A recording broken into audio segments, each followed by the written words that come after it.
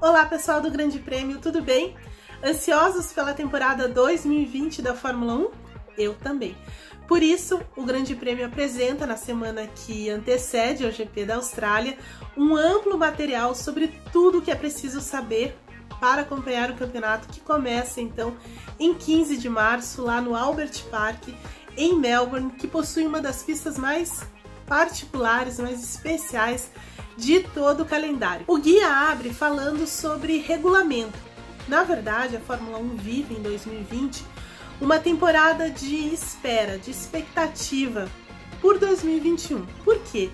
Porque no ano que vem a Fórmula 1 vai passar por uma drástica mudança no regulamento técnico, no regulamento esportivo, nas relações entre as equipes, a FIA e o Liberty Media, quer dizer, novos carros, novos pneus, novos motores. No ano passado, a Fórmula 1, na verdade, passou boa parte da temporada falando sobre esse regulamento, debatendo, tentando encontrar um denominador comum. E isso só foi feito, esse acordo só foi fechado no final do ano, já no GP dos Estados Unidos, em que a FIA e a Fórmula 1 anunciaram, então, o novo regulamento. Tudo isso foi feito com o objetivo de manter as atuais equipes no campeonato, mas também atrair novas equipes. Isso ainda não aconteceu e isso é uma coisa para esse ano, principalmente manter as atuais equipes no campeonato. Mas no fim das contas, o regulamento foi fechado, foi acordado e em 2021, então, a Fórmula 1 passa por essa revolução. 2020 acaba sendo uma temporada de espera por isso, e aí optou-se por não mudar muito o regulamento. Então, tudo que vale em 2019, praticamente tudo, vale em 2020, principalmente a parte técnica. Então, os carros não mudaram muito, a gente não vai ver grandes mudanças nesse sentido. Os carros, na verdade, acabam sendo uma evolução do modelo anterior, apenas com soluções, para aquilo que não funcionou em 2019. Quer dizer, espera-se que o desempenho, que o desenvolvimento seja mais maduro, seja mais sólido imediatamente, porque as equipes aí tiveram bastante tempo, desde o ano passado para trabalhar em cima de evoluções. É claro que há equipes que trabalharam muito mais, como a Mercedes, o Racing Point, tem equipes, a Red Bull, por exemplo, e tem equipes que encontraram mais dificuldades, como é o caso da Ferrari, da Haas. Então, esse momento, a partir do GP da Austrália, a gente vai ver o resultado desse trabalho dessas equipes. E é claro que esse trabalho também de evolução vai ter um limite, Não vai ser ao longo de todo o ano como foi no ano passado, porque em 2021 tudo muda. Então, até um determinado momento da temporada, as equipes devem virar a chave, então, para 2021. Mas o que muda, afinal, para 2020, Então, são mudanças pontuais, na verdade. Uma das mais visíveis tem a ver com a barbatana de tubarão. Não é bem a barbatana, mas lembra um pouco, porque a FIA determinou que as equipes instalassem uma pequena placa na cobertura do motor, ali como uma forma de identificação, para o piloto, para colocar o número. É mais um passo na direção de aproximar o fã do piloto, para ficar mais fácil essa identificação. Tem pouquíssimo efeito aerodinâmico, mas visivelmente é bem interessante, porque ele lembra um pouco aquelas barbatanas de tubarão. Outra mudança na parte técnica tem a ver com a bateria. Uma das baterias aqui recupera a energia cinética. Agora os pilotos vão poder usar 3 durante o ano sem punição. Na verdade, a FIA fez isso por conta do calendário ser um pouco maior e aí evitar as punições de grid, muitas punições de grid. Então os pilotos vão ter uma bateria a mais. Mas talvez uma das mudanças mais interessantes tenha a ver com a largada, que é um dos momentos mais legais da corrida, A FIA determinou que um pouco menos de eletrônica nesse momento. Então, 90% do torque no momento da largada vai ser dosado, vai ser controlado pelo piloto. Então, teremos largadas, na verdade, mais reais em 2020. E falando nisso, a FIA também abrandou um pouco as punições e vai dar um pouco mais de liberdade para os comissários aí analisarem os incidentes e aplicarem punições. Então, na verdade, a gente caminha para punições mais brandas aí, ou até mesmo sem nenhuma punição, por disputas mais agressivas, digamos assim, em pista. Vamos ver como isso funciona. Na verdade, a FIA já vem com essa linha, deixa os caras correrem desde o ano passado, principalmente depois daquele incidente com o Sebastian Vettel lá no Canadá, né, que custou a vitória para ele, foi bastante debatido, criou uma grande polêmica. Então, a partir dali, a FIA passou a trabalhar de forma diferente, com punições, enfim. E os comissários nesse ano vão ter um pouco mais de liberdade nesse sentido. Vamos ver como é que isso se desenrola mesmo ao longo da temporada. Mas o que fica é que temos mudanças pontuais apenas para 2020 e a Fórmula 1 segue à espera dessa revolução para 2021. O grid da Fórmula 1. O grid da Fórmula 1 vem bastante interessante, novamente muito jovem, mas com apenas uma estreia, que é na Williams, né? A Williams trocou o Robert Kubica pelo Nicolas Latifi.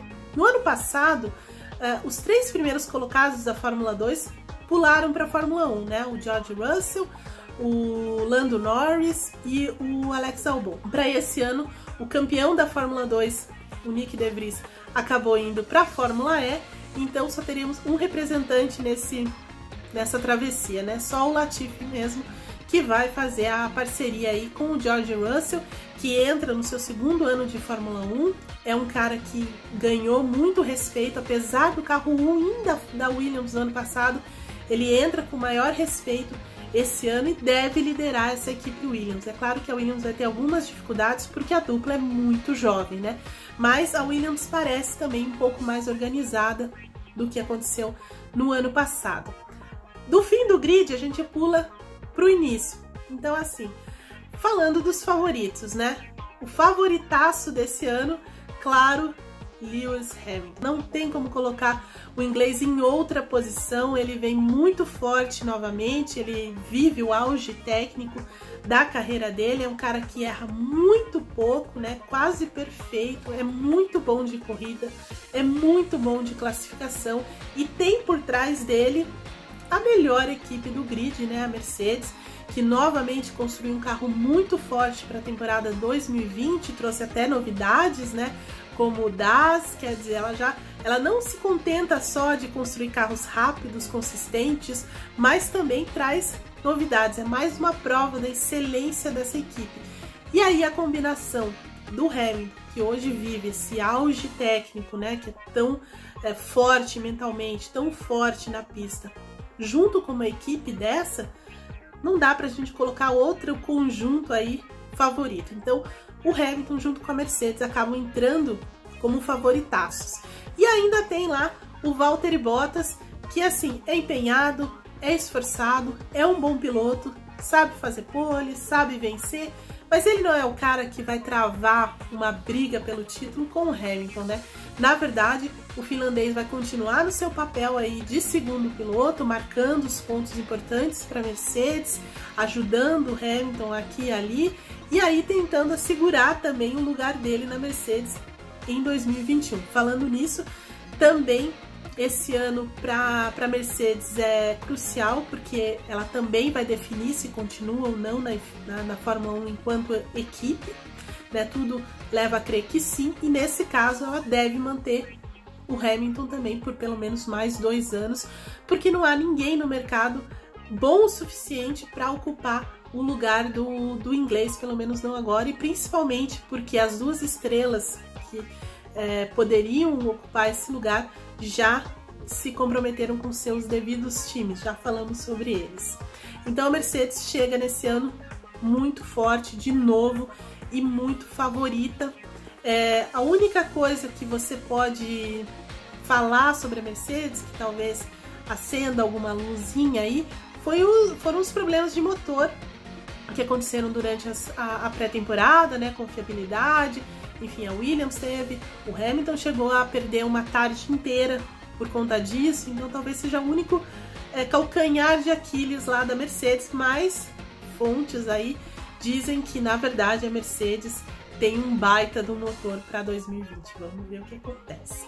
E se na Mercedes tudo parece caminhar dentro dessa ordem, na mais santa paz, a principal rival da Mercedes, a Ferrari, não parece viver um dos melhores anos. Na verdade, a previsão é de que a Ferrari viva novamente um ano muito tumultuado, principalmente por conta da dupla de pilotos e porque um deles, Sebastian Vettel, também vai viver um ano decisivo em 2020, né? Assim como o Hamilton, o Vettel entra no seu último ano de contrato com a Ferrari. O Vettel veio, né, trocou a Red Bull pela Ferrari e veio trazendo nessa bagagem a missão aí de tirar a Ferrari de um jejum de títulos, e ele não conseguiu ainda, parte em função das trapalhadas da própria Ferrari nos últimos anos, parte em função dos próprios erros dele. Então o Vettel vem cercado de críticas e desconfianças. Ano passado também ele acabou perdendo para o Charles Leclerc, né, um menino novo, monegasco, que chegando na Ferrari, venceu mais do que o Vettel, fez mais poles, se mostrou bastante aguerrido, bastante atrevido também, tirou a paz do tetracampeão. Então nesse ano o Vettel precisa mostrar um pouco mais de performance se ele quiser realmente continuar na Fórmula 1 e mesmo na Ferrari, né, convencer a Ferrari a ficar com ele mais tempo. Lá na pré-temporada ele desconversou um pouco sobre o futuro, não quis falar muito sobre isso, mas reiterou que gosta muito do esporte, que ainda ama a Fórmula 1, que ainda tem essa vontade de tirar a Ferrari desse jejum de títulos, mas na verdade ele vai ter que fazer muito mais do que isso, né? Porque parece que a Ferrari ainda tem um carro que precisa de algum aperfeiçoamento, de algum ajuste fino, então ainda não está 100%, embora ele venha com bastante soluções que eles encontraram no ano passado. Então assim, a Ferrari tem um caminho, mas talvez não tenha encontrado todas as peças para isso, não tenha juntado todas as peças para isso. Então o Vettel tem que trabalhar com isso e ainda vai ter que enfrentar esse Leclerc, que deve vir mais faminto do que nunca depois do que aconteceu no passado. Os dois acabaram batendo em uma disputa lá no GP do Brasil e isso estremeceu bastante a relação entre eles. Outra coisa, a Ferrari não está acostumada a trabalhar com dois primeiros pilotos, digamos assim, ou pilotos em igualdade de condições. Ela sempre gostou de ter um primeiro piloto e um segundo para auxiliar, mas parece que esse não é mais o caso lá dentro. Então é outra situação que Mattia Binotto e companhia terão de lidar, além desse Charles Leclerc, que agora se mostra mais fortalecido porque também já teve o contrato ampliado com a Ferrari até 2024, então isso foi um recado muito claro da Ferrari, que ela confia muito no Leclerc e com certeza ele vai usar essa posição também para se impor lá dentro. Então vai ser interessante ver como a Ferrari vai lidar com isso e como o Vettel vai lidar com isso em um ano tão decisivo para a carreira dele.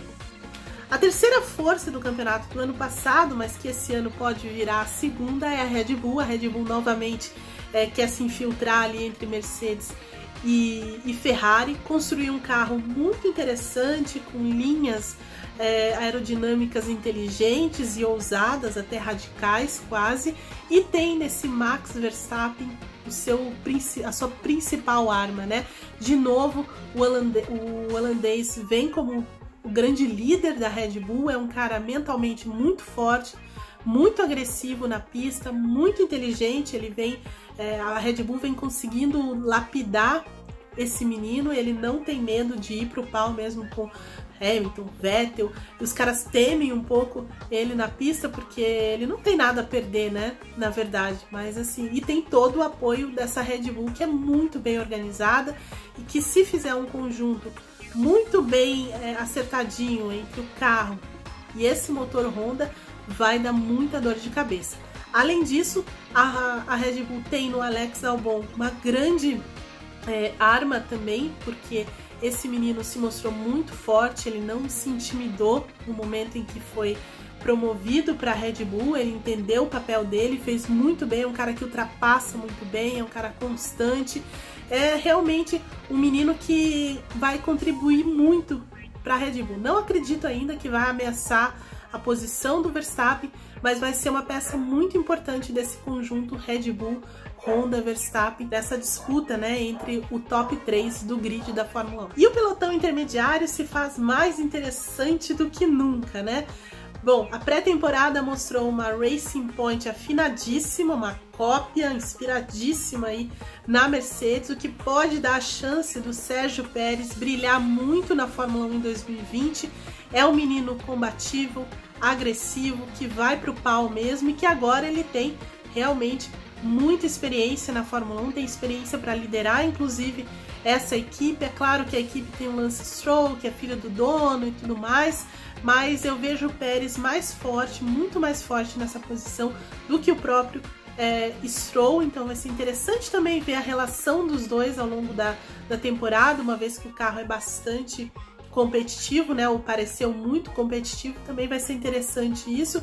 Vejo a Racing Point liderando, então, com o Pérez, e o Pérez tendo essa chance de brilhar, mas a McLaren, que no momento ainda tem um espaço de melhoria nesse carro, mas tem dois grandes pilotos lá dentro, Carlos Sainz e Lando Norris, uma das duplas mais interessantes do grid, e juntos acredito que eles vão conseguir alcançar essa Racing Point. Também tem a Renault do outro lado, com uma das duplas mais fortes do grid, né? O Daniel Ricciardo, que todo mundo sabe, é um grande piloto, veloz, sabe muito bem ultrapassar, tem cabeça, enfim, liderando de fato agora a Renault, mas tendo uma pedrinha lá, que é o Esteban Ocon, né? O francês, que foi piloto da Mercedes durante o ano passado, ficou infiltrado lá dentro da garagem da equipe alemã, mas que agora vai ter uma segunda grande chance na Fórmula 1 de provar o seu valor, de provar que ele realmente pode ser titular na Fórmula 1, ele deve vir com muita gana, é um cara agressivo, então vai ser interessante também ver essa relação Ricciardo-Ocon, talvez uma das rivalidades mais interessantes de se acompanhar ao longo do ano, junto com o duelo da dupla da Ferrari, mais eventualmente Verstappen e Leclerc, Verstappen e Hamilton, Verstappen e Leclerc. Então a gente tem algumas variações interessantes nesse ano, né? E Ricciardo e Ocon certamente é uma delas. A AlphaTauri aí também inspirada na Red Bull, mas ainda tentando se encontrar.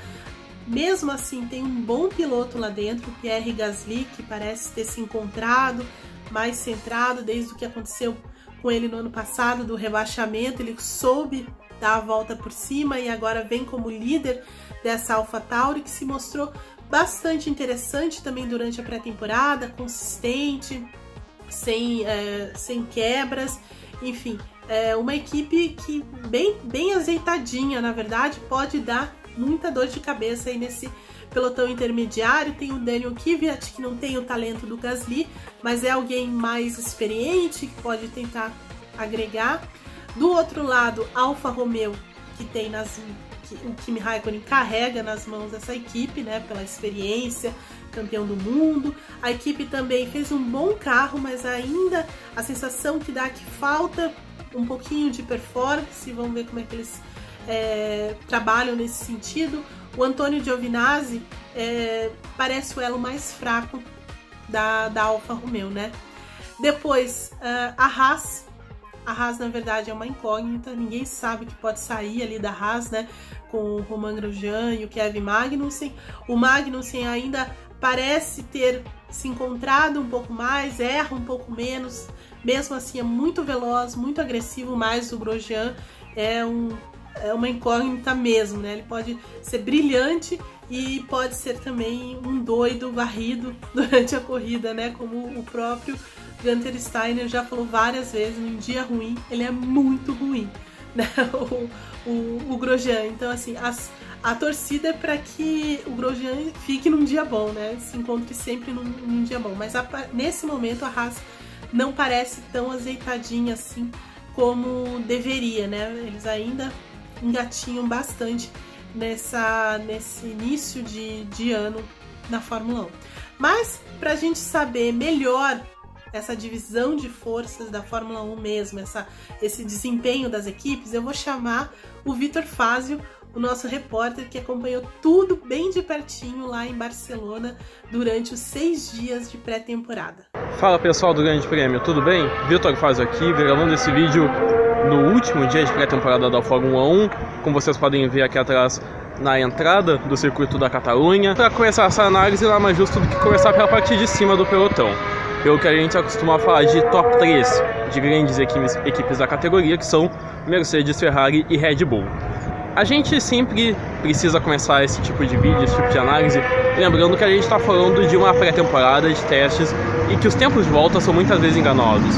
Mesmo assim, não tem como escapar de falar que a Mercedes parece ter uma pequena vantagem sobre a Ferrari. A gente ainda não pode falar em diferenças entre as duas equipes, ainda mais considerando que os carros, eles sempre andam bastante, eles conseguem muitas voltas, mas a gente não tem como saber como eles estão em termos de combustível no carro, em termos de acerto dos carros até mesmo. Baseado em tudo que foi visto, a Mercedes parece ter sim uma vantagem, mesmo que pequena, sobre a Ferrari. O que indica isso são na verdade dois fatores. A Mercedes, ela tem a melhor volta da pré-temporada. Ela conseguiu um tempo muito bom com Valtteri Bottas, 1 minuto, 15 segundos e 7 décimos, que é muito perto inclusive do tempo da pole position do GP da Espanha do ano passado, que foi de 1 minuto, 15 segundos e 4 décimos, se eu não estou enganado. Então, é uma equipe que já está se aproximando do seu limite, e a Ferrari, apesar de estar andando mais próxima do seu limite, já ter passado por uma segunda semana de testes que foi melhor do que a primeira, com um carro que não quebrou tanto, com um carro que liderou sessões e, enfim, conseguiu se mostrar competitiva em diferentes condições de pista, ainda assim é difícil argumentar que, considerando que são duas equipes que apostaram na continuidade do desenvolvimento dos carros do ano passado, a gente vai ter uma reviravolta tão drástica. Sempre lembrando que os carros de Fórmula 1 não mudaram tanto de 2019 para 2020, porque o foco das equipes está em 2021, ano em que a Fórmula 1 passa por mudanças drásticas de regulamento, então não faria sentido recomeçar projetos completamente diferentes do zero. Posto esses pontos sobre Mercedes e Ferrari, a gente precisa falar também sobre a Red Bull, que é uma equipe que é mais difícil de prever, porque a Red Bull optou por, digamos, esconder suas cartas, não mostrar as suas cartas nessas semanas de pré-temporada. A gente tem uma equipe que, com Verstappen e Albon, conseguiu muita quilometragem, mas em todos esses dias de pré-temporada, frequentemente aparecia sempre na metade de trás da tabela de tempos. A gente tem lá o Verstappen e o Albon andando mais com pneus C2 ou mesmo C3, andaram com o C4 e o C5, claro, mas nunca forçando muito o ritmo, e no fim das contas o que a gente viu foi o RB16 não liderando nenhuma sessão de pré-temporada aqui em Barcelona. Isso é motivo de pânico em Milton Keynes? Não, porque é absolutamente normal na pré-temporada. A gente sempre precisa lembrar que ano passado, na pré-temporada, a Ferrari arrasou, chegou na Austrália e passou vergonha. E por falar na Austrália, a gente pode usar o GP da Austrália do ano passado como referência para as análises desse ano, porque quando a gente pensa em Ferrari ganhando terreno, talvez, em Red Bull se aproximando, talvez, a gente precisa tomar como referência a corrida do ano passado. E na corrida do ano passado a Mercedes sobrou. A gente teve uma vitória dominante do Bottas, o Hamilton também teve uma corrida tranquila para fechar a dobradinha. A Mercedes, ela tem boas chances de fazer a dobradinha, tem chances reais de fazer a dobradinha por aparentemente ter o melhor carro. Acontece que a gente não pode esperar, contar, dar por garantido um passeio da Mercedes na Austrália, porque Ferrari parece estar dando bons passos no sentido de resolver pontos fracos do ano passado, ou seja, melhorar o carro nas curvas, mesmo que ao custo de velocidade nas retas, e a Red Bull também conta com o constante progresso do motor Honda, cada vez mais competitivo e ainda mais confiável depois de conseguir nada menos do que 2 vitórias com Max Verstappen na temporada passada, um resultado que muitos esperavam acontecer mais no futuro, mas que aconteceu já em 2019. Então serve como um bom ponto de partida para a Red Bull. Quando a gente começa a olhar para o pelotão intermediário, é muito difícil não falar da Racing Point, que é uma equipe que chegou já causando, já surpreendendo de certa forma, porque apareceu com um RP20 que é muito parecido, para não dizer igual, ao W10 da Mercedes do ano passado. Isso é óbvio, não tardou em fazer as equipes começarem a suspeitar de cópia, uma cópia deliberada do carro do ano passado, passando dos limites do aceitável que a gente... Porque a questão é a seguinte, a gente tem a Haas que pega peças da Ferrari? Tem. A gente tem a AlphaTauri e a Toro Rosso que pega peças da Red Bull? Tem. Mas quando a gente pensa na Racing Point, que fez com a Mercedes, já parece passar um pouco do limite do aceitável. O carro é bem nascido porque, olha, a gente vê esse carro sempre no top 3, top 4, com o Sérgio Pérez, com o Lance Stroll, pilotos que sempre estão conseguindo encaixar boas voltas de simulação de corrida, boas voltas rápidas, simulando classificação. Então é um carro que, em diversos quesitos, parece muito competitivo. Imagino que não competitivo a ponto de brigar com Mercedes, para brigar com Red Bull, ou até mesmo com Ferrari, como já chegou a ser sugerido pela imprensa. Mas é um carro que tem plenas condições de se destacar no pelotão intermediário e voltar à quarta posição que já tinha ocupado na época de Force India. Isso é, claro, uma preocupação para equipes como McLaren e Renault, que estavam, de certa forma, ponteando o pelotão intermediário na temporada passada. Principalmente a McLaren arrasou a temporada passada no pelotão intermediário, mas esse ano é uma situação muito diferente. A Racing Point cresceu, a gente tem o pelotão intermediário inteiro se tornando mais competitivo, e a McLaren, ela está dependendo muito, torcendo muito para que chegue logo 2021 e consiga dar o próximo passo, porque como eles próprios já dizem, 2020 é um ano de tentar seguir onde está, na quarta posição, não de brigar por vitórias. E acontece que seguir em quarto vai ser uma tarefa muito inglória para a equipe alaranjada. O mesmo vale, de certa forma, para a Renault, que é uma equipe que sempre começa a temporada com objetivos grandiosos, está na Fórmula 1 desde 2016, a gente sempre começa se perguntando quando que a Renault vai de fato virar uma equipe vencedora ou até mesmo capaz de ir ao pódio na Fórmula 1, e ao menos pelo que a gente pode ver na pré-temporada ainda vai ser difícil em 2020, porque além da McLaren tem agora também a Racing Point, e agora a gente começa a ver já, não de forma concreta eu diria, mas começa a ficar a sensação cada vez mais nítida de que a batata tá assando para a turma do Cyril Abiteboul, o chefe de equipe da Renault. Porque a gente percebe que, bom, esse ano vai ser a quinta temporada da Renault na Fórmula 1, esse é o retorno na Fórmula 1. E a equipe não parece nem um pouco mais perto de conseguir sequer um pódio. E talvez esperar até 2021 até eu imagino que espere, mas 2021 já vai começar a ser a última cartada da Renault. E 2020... Claro, nem tivemos a temporada ainda, não tivemos nem o GP da Austrália, mas já começa a ficar com a sensação de que a Renault vai disputar essa temporada meio que torcendo para que 2021 chegue logo de uma vez. E descendo um pouco mais no pelotão intermediário, a gente tem equipes como a Alfa Romeo e a Alfa Tauri, as duas Alfas, a Alfa Tauri antiga Toro Rosso, como eu já disse, que são equipes que ainda não mostraram muito a que veio na pré-temporada. São duas equipes que andaram bem em determinadas situações. A Alfa Romeo conseguiu liderar 2 sessões, uma em cada semana. A Alfa Tauri andou bem com o Gasly no 5º dia de pré-temporada e se mostrou capaz de fazer bom uso desse vínculo com a Renault e também com a Honda, fornecedora de motores, que, como eu já falei no caso da Red Bull, está cada vez progredindo mais. Então são duas equipes que a gente começa o ano não dando muito por elas, imaginando que vão estar atrás de Renault, McLaren e Racing Point, mas conforme as corridas começarem a passar, a gente pode ter sim uma surpresa positiva com elas. Descendo mais ainda no pelotão intermediário, a gente começa a chegar em equipes como a Haas e a Williams. E por que eu estou colocando essas juntas, sendo que tiveram desempenhos bastante diferentes em 2019? A Haas teve um ano difícil, mas pontuando, e a Williams absolutamente no fundo do poço. Eu coloquei essas duas juntas porque são equipes que tiveram em 2019 performances simplesmente decepcionantes.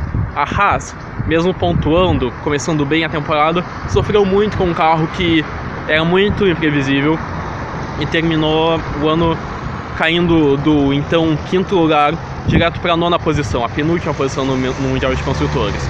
E esse ano, essa pré-temporada, ainda não dá muitos sinais positivos. A gente vê uma equipe muito cautelosa quando o assunto é falar da performance do carro. Tanto os pilotos quanto o chefe de equipe, Gunther Steiner, estão com a boca bem fechada, não se atrevem a fazer previsões a respeito do rendimento do VF20. Mas é difícil crer, independente do que eles digam ou não, que a gente vai ter uma Haas surpreendendo no mesmo nível que a gente teve em 2018. Quando a gente pensa na Williams, por sua vez, é uma equipe que tem objetivos muito mais humildes, então não vai decepcionar.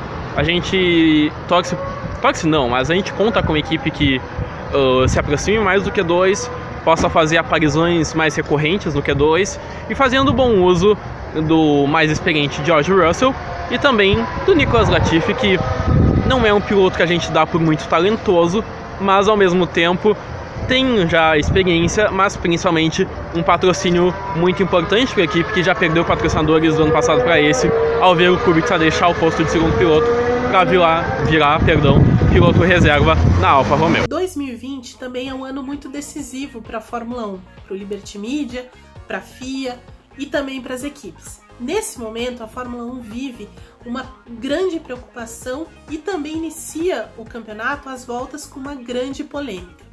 Bom, a preocupação tem a ver com o avanço do novo coronavírus no planeta e isso afeta diretamente todas as etapas do calendário, porque todos os países apresentam pelo menos um caso de pessoa infectada com esse novo coronavírus, então já é um motivo de preocupação. O GP da China, claro, já foi cancelado, então aquela que seria a temporada mais longa da história da Fórmula 1 não vai ser mais, e há outras etapas que também estão em dúvida, né? O Bahrein e o Vietnã de cara, porque os dois países já impuseram restrições de viagem, principalmente para pessoas vindas da Itália. A Itália é o país com o maior número de casos na Europa, então há um receio de receber essas pessoas, querem impor quarentena. Imagina, né? Ferrari, Pirelli, AlphaTauri, são pessoas vindas da Itália, então já começa esse movimento. O Ross Brawn, diretor esportivo da Fórmula 1, já disse que vai cancelar as provas em que haja essa restrição, ou seja, se uma equipe não puder entrar no país por conta de uma restrição envolvendo o coronavírus, não tem sentido a Fórmula 1 correr lá, então o cancelamento pode acontecer.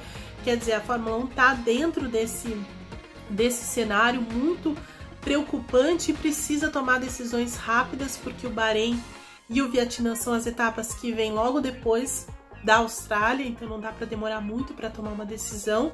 Além disso, as etapas europeias também, pelo menos dessa primeira parte do campeonato, também estão ainda sob dúvida, né? Porque até pouco tempo atrás a Europa não parecia, né, um problema, mas agora com a Itália, a França, a Alemanha, com muitos casos, isso se torna realmente uma questão a se pensar para a FIA, e vai ser interessante ver como que os chefes mesmo, né, o Liberty, a FIA, vão lidar com isso, em que velocidade eles vão lidar com isso, porque certamente vai ser um grande prejuízo para a Fórmula 1 também, né? E ainda mais em um ano tão decisivo, porque nesse ano o Liberty Media precisa selar um novo pacto da Concórdia. É o último ano do atual pacto, para o ano que vem precisa, porque senão não tem o campeonato de 2021. Então eles precisam fechar esse acordo, trazer as equipes, né, fazer com que as equipes se comprometam com o campeonato. Isso vai ser baseado, claro, no regulamento do ano passado, no regulamento que foi fechado no ano passado. Então tudo aquilo que foi fechado no ano passado serve de argumento agora para fechar esse pacto da Concórdia, e vai ser interessante também, quase uma prova de fogo, ver como o Liberty vai costurar tudo isso, principalmente em um momento que a Fórmula 1 vive uma das grandes polêmicas dos últimos anos, né? Que é esse acordo secreto feito pela FIA com a Ferrari, ainda envolvendo as investigações do motor ferrarista do ano passado, né? A FIA quis mostrar uma transparência de trabalho ao divulgar que tinha chegado a esse acordo secreto com a Ferrari, mas sem dar detalhes, e aí 7 equipes do grid, claro, as que são rivais da Ferrari, que não tem nenhuma ligação técnica com a Ferrari, já querem explicações, exigem explicações da FIA, ameaçam ir à justiça, porque querem saber que tipo de acordo foi feito e por que a FIA não conseguiu achar as irregularidades, provar que o motor estava não fora do regulamento. Então, essas duas situações aí vão adentrar o campeonato e com certeza vão render muito pano para manga. Então, quer dizer, a Fórmula 1 já começa 2020 fogo no parquinho, né?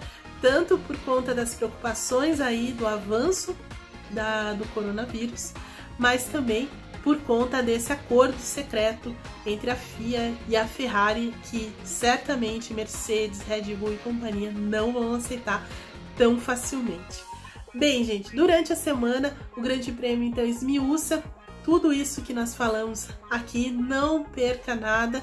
E na quinta-feira, a partir das 22 horas no horário de Brasília, a Fórmula 1 então dá o pontapé inicial para a temporada 2020 com o primeiro treino livre lá em Melbourne, que o Grande Prêmio acompanha ao vivo e em tempo real. Eu fico por aqui.